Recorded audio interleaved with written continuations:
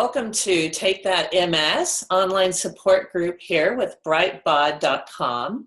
And just so you know, we meet every Thursday, this time, 12:30, and we do record these sessions. And this is great. We're building a library of different questions and topics, and they're going to be recorded so that people in the future can just click on Brightbod, type in multiple sclerosis, look up some different topics, and listen to our conversations. So some of our topics are stress and nutrition and friends, relationships, exercise. Today we'll be talking about family matters, a little bit about me. For those who don't know me, I'm a certified life coach. I came down with MS 15 years ago. Couldn't walk, couldn't see unassisted. I still have a lot of hard times, but I've been through a lot of good times as well. Through that time, I became a life coach, a nutrition educator, a freelance writer, a blogger with The Girl with MS, and a patient expert.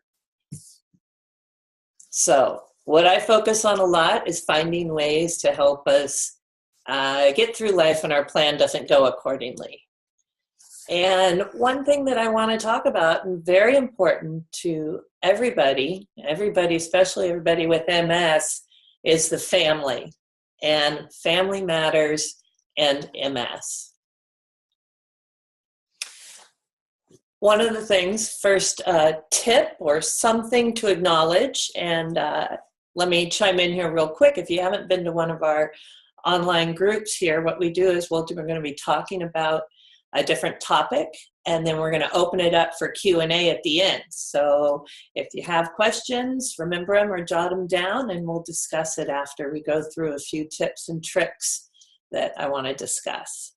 The first one we have is that regarding MS, this is something for everyone to remember, because I know we have people out there both with MS, and we've got family members out there joining us for the first time to learn more about their loved ones with MS. So just remember that MS affects everyone in the family. And what I mean by that is that when you have bad days, the family's going to know that, because they might have bad days as well, just feeling for you, or maybe you're having a bad MS day and you get angry and you might snap at somebody in your family. So just remember that MS affects everyone in the family. And with that in mind, when you do get diagnosed with MS, I highly recommend that, say you have children or young ones that you're dealing with or working with, tell them that, just upfront and honest, that your mom or dad has a disease. I have nephews, so I often am talking to them in the same way. Your aunt has a disease. She has an illness, and the name of this disease is multiple sclerosis. We call it MS. And then something else is I like to, because kids and people too, they want to know, what's your prognosis? What's going to happen? And I know it's very difficult with MS. We don't know what's going to happen, but try to think of how you're going to deal with this and portray that to your family members. If you know some progression is going to happen or already has, you might share that with them. You might stay on the more positive note, like, well, it's done this to me so far, but let's just keep fighting it, Think about the message that you're giving your family, because that message too will help you stay strong with your illness. So keep reiterating good messages like, let's fight, let's think of the positive, and that'll help us stay in the right frame of mind while we share our illness with the rest of the family. And children can be pretty scared because they don't understand, depending on the age. Sometimes people call MS the monster, and this depends on you as somebody with MS. I don't use that term, but a lot of people do, and they've done it successfully, and they call it the monster, so it can create an image in a child's head, I think, as a mind, as to how it might attack them. might feel is having this disease attack you. So play around with that idea too. Tip number 3, and I say it's a clueless family member. A lot of times with illnesses, people just seem to be clueless, and especially the ones closest to us seem to be the most hurtful, even though they don't mean to. It's just that they don't have ESP any more than we have ESP. And if we don't create an open communication channel with our family, and we can't, we want to build that openness, and we want to be able to just be straightforward and say, look, I'm having a bad day. You know, get off my back, leave me alone. I need some privacy, whatever that is. Help build that relationship and start working on that, and talk to your family member. It's so easy to think that they know what we're going through, but they don't know. They are off living their own life. They may look at you and say, oh, she's doing great, her attitude's good, all that, but they may not really know what's going on deep inside. So talk with them. And this can be really tough. I know it sounds like making it easier than it will maybe, but just think of opening that communication channel with them as best you can. A great tip, and I know I've used this chart before, but if you haven't seen it, being new, and I can't emphasize this enough, is to create a wellness chart to share with your family members. Family members everybody has a hard time really picturing how you're feeling. They don't know, they're not in your shoes. They may not feel those tremors going on or that pain shooting up and down your body. They may see you have some physical difficulties. They may not know the cognitive issues going on. Do you have brain fog going on? So especially with children, but also with just general family members, create a wellness chart so that they can help understand what you might be on a good day and what you might be on a bad day. And this will also really help them understand when you need to come up with a plan B. And while I don't have that as a tip in here, I'm going to slip it in right now. And it's called always have a plan B, or a second option. And talk to your family members about that. Because with your illness, and maybe you have a family plan to go out to dinner that night, but you just can't make it. Your legs aren't working. Your vision's not good. For a variety of reasons, you may not be able to participate. And talk to them, show them this chart and say, look, I'm on a 10 or a 9 and I'm headed toward a 10. I really need to come up with a plan B so that we can spend time together. And I want you to understand that this is my illness talking, not, it's something I don't have that much control over. We really have no control over it. But we do have control of how we act with our illness. Support groups are great for people, not necessarily for people with MS, but people without MS, to understand what we're going through, especially to see the variety and severity of different cases of MS. I know that, there's different cases. And I think that that's good for family members to see, because it's easy to judge a book by the cover. It's easy to say, oh, she looks good, or he looks good, or he's being active, but you don't know how they're feeling inside. Often called an invisible disease, MS can cause a lot of havoc inside the body. And if you're not able to tell people about that or share that with them, I think attending support groups is a good way that you can go together. If you don't have MS and you want to show your love and care for somebody, this is a good way to do that. If you have a friend, you may pick up the phone and say, hey, is this something you're interested in doing, and would you like to do it together? Because it shows your support, shows that you're interested in learning more, and it opens up that relationship even further. Another tip, and just something to remember to share with your family if you have MS, or if you don't have MS.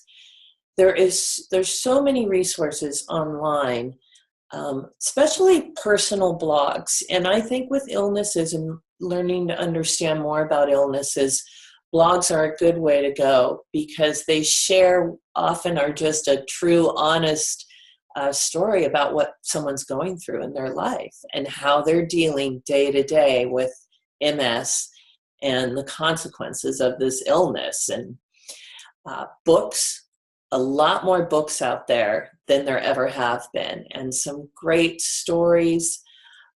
Those are things that, like I said, if you have MS, share them with your family members. And if you don't have MS, that's a great way to do some research and learn more about your loved one and what they're going through.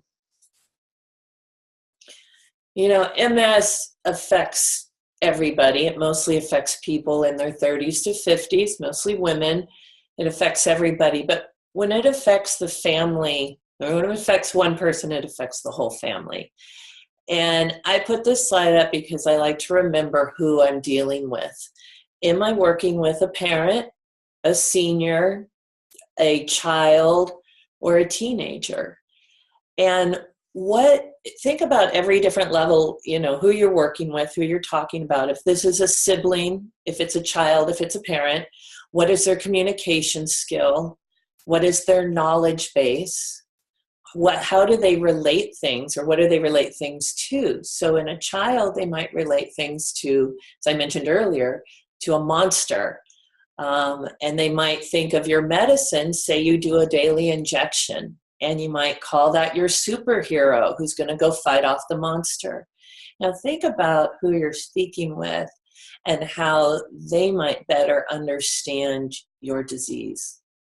And there's a growing amount of resources out there available for kids, teenagers, for us sharing our illness. You can Google family support documents, you know, for multiple sclerosis, family support. We've got some posted on our blog, but that's a way that just remember who you're talking to. And I often forget, and I forget most with my own family, of course. I don't forget with the people I'm working with, my clients and my friends, but my own family, it's easy for me to forget about keeping some of this in awareness. Lifestyle tip number 8, and this again for everybody with MS or without MS, but think about when you need to hire help. And I can't stress this enough about being able to ask for help, but everything from driving, you know, there are great car services now. There's Lyft, there's Uber, taxi services, and I know those vary depending on where you live in the United States, but there's people who can help you. That's just one way that could help you live a better life with your MS. If you have a loved one with severe MS, talk to them and look at your options. If you brought somebody in one day a week, would that alleviate enough stress to allow you to enjoy life better and in a healthier way? So those are things you want to think about. There's a lot of services out there now where you can hire a caregiver for, you know, varying amounts of hours during the month where you could have help, or you could just maybe hire somebody to help you clean your house.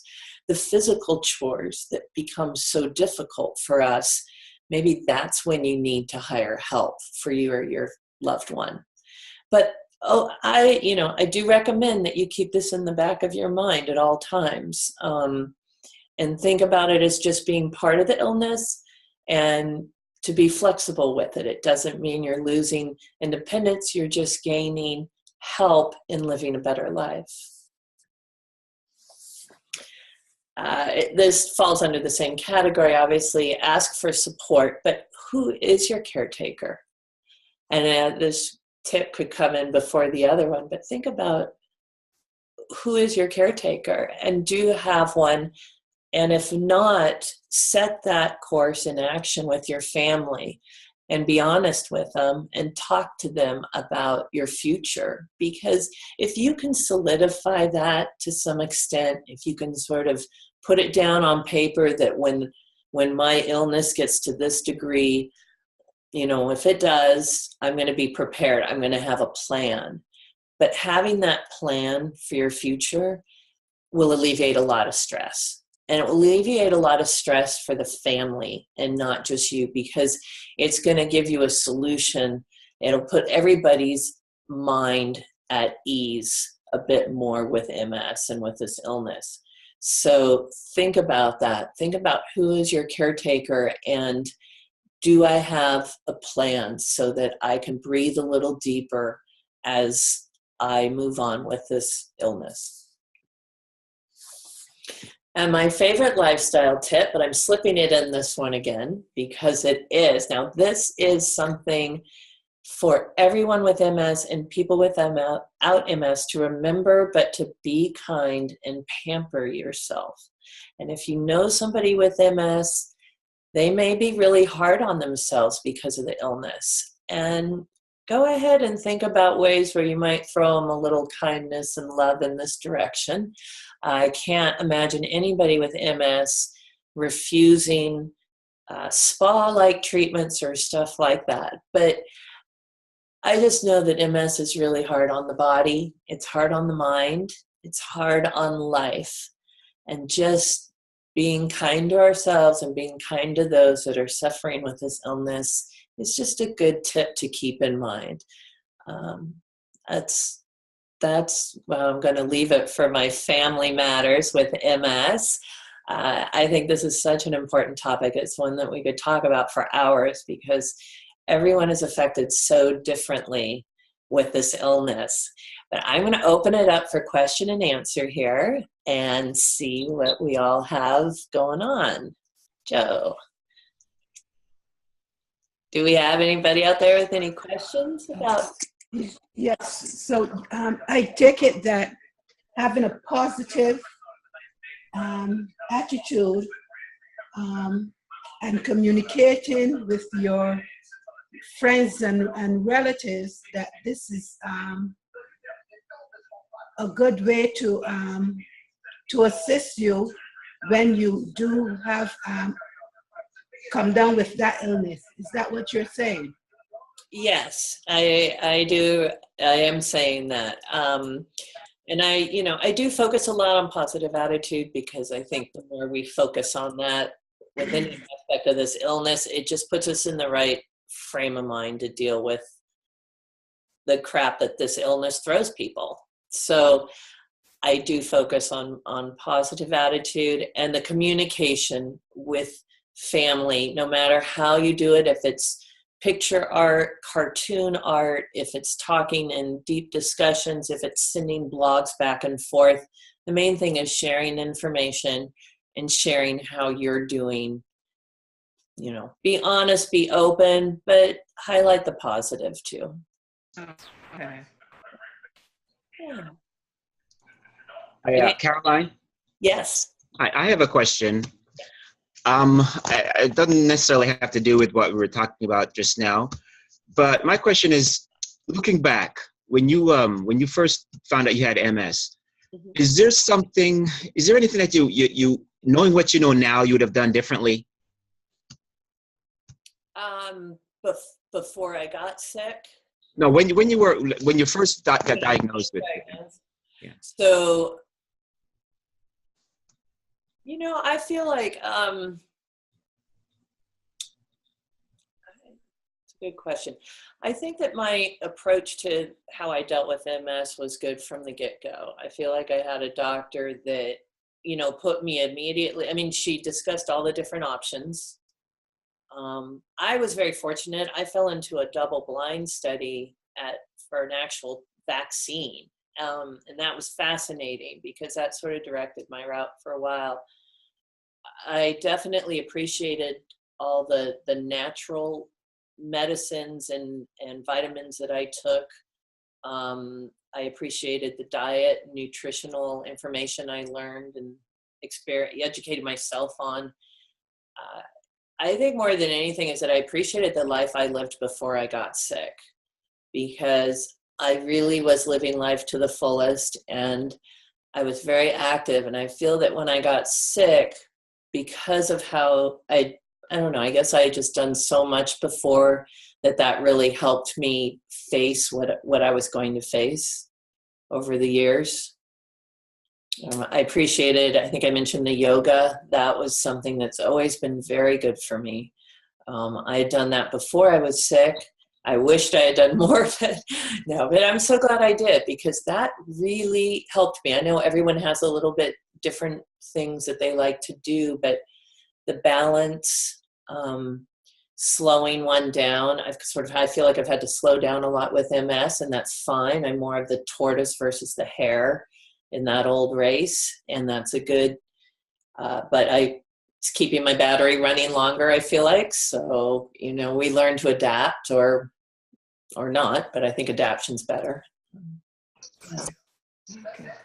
Another question that I have for you, Carolyn. Yeah. You said it affects females mostly between the ages of 30 and 50. What about adolescents? You know what? I do not know the numbers off the top of my head for adolescents. I know it can, and I know people I've worked with that have, but I just don't know what the national numbers are, the percentages. But it's definitely more rare on the adolescents and teenagers than it is on the, middle-aged female. Yeah, there's a lot of different statistics, which would be a very interesting topic. I just don't have them on the top of my head, so I don't want to be quoted on those. If someone's MS were to act up and they were to experience the physical pain, assuming they didn't have money to hire help, what are some suggestions that on which they could rely? Well, this is where, if you've got a good core group of people, if you've got some friends that can help, and that's a tough one, I know, because you don't want to be a burden to your friends. But you do want to create a little core balance, I think, of, core group of people that can help you. I would also look for local organizations and see, a lot of them might have funding opportunities to help you with support. A lot of communities have MS support groups, and they have MS community centers, and a lot of those can help on the individual basis. So I would definitely look in your local area and search some of those support groups out, which I think can help. And sometimes you can find people too that are looking to help. So I would recommend that. Carolyn, I know you said some time ago that you drive, you used to drive, you don't typically go on the highways anymore. But do you currently still drive? I drive locally, yes.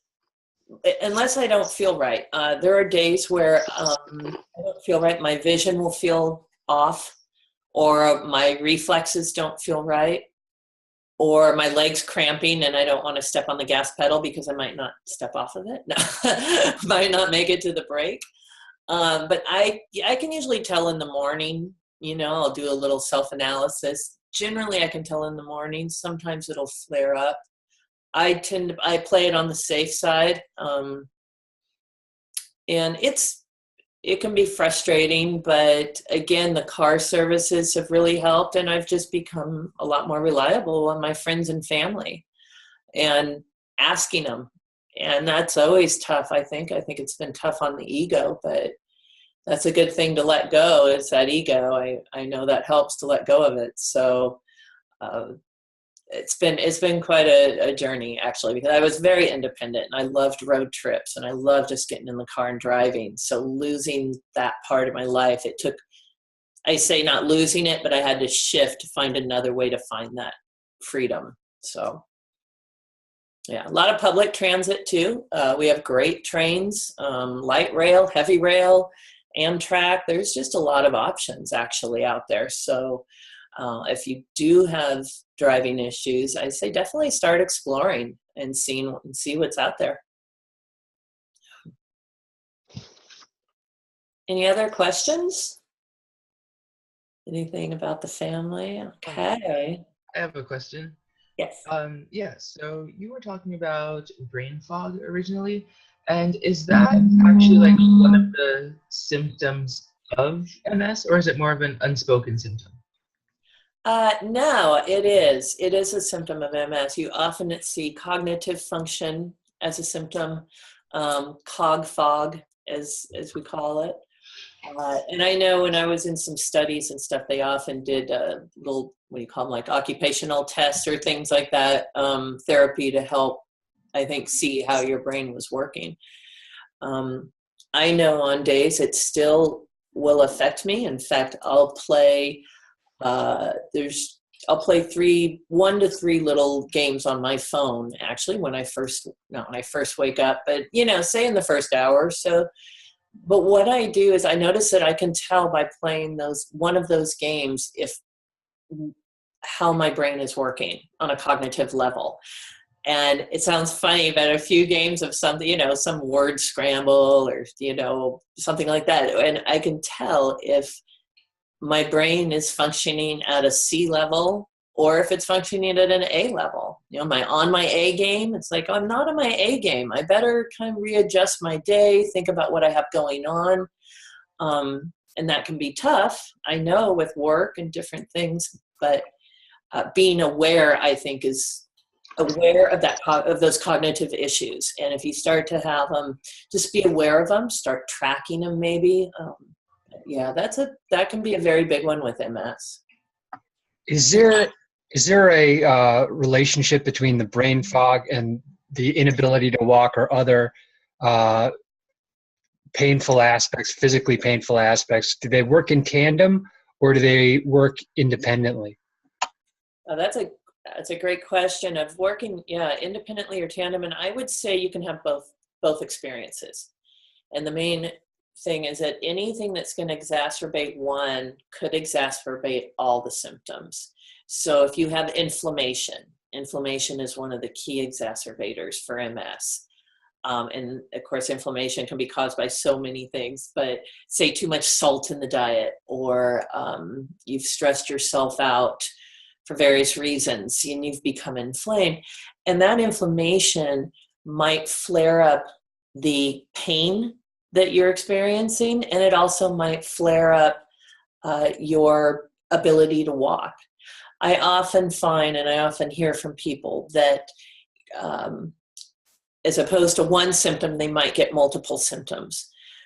Now, some people report, and I've also experienced this, and you may consider this, is start becoming, or as you start becoming hyper aware of your symptoms, you might find that one symptom is just very minor, but you start feeling other symptoms later. But when you first get that first symptom flare, start looking at how you're taking care of yourself and see if you're overdoing it and need to kind of not do quite so much. Are you eating okay? Are you resting? Are you getting sleep? Because often one little symptom will flare up into others. So you might be slightly inflamed, but you might keep going at it and get really inflamed, and then all of your symptoms are flared up and you find yourself in bed and you can't walk again. And that's what we don't want. So as soon as we can feel any change, check out how you're living, how you're taking care of yourself, and do you need to make changes to adjust that? Yeah. Any other questions? Okay. Well, thanks for joining us, you guys. Really appreciate it. And keep checking back here at brightbud.com. And we're going to have a whole library of different categories and selections, different sessions to talk about. So join us here, and we look forward to seeing you. Take that, MS.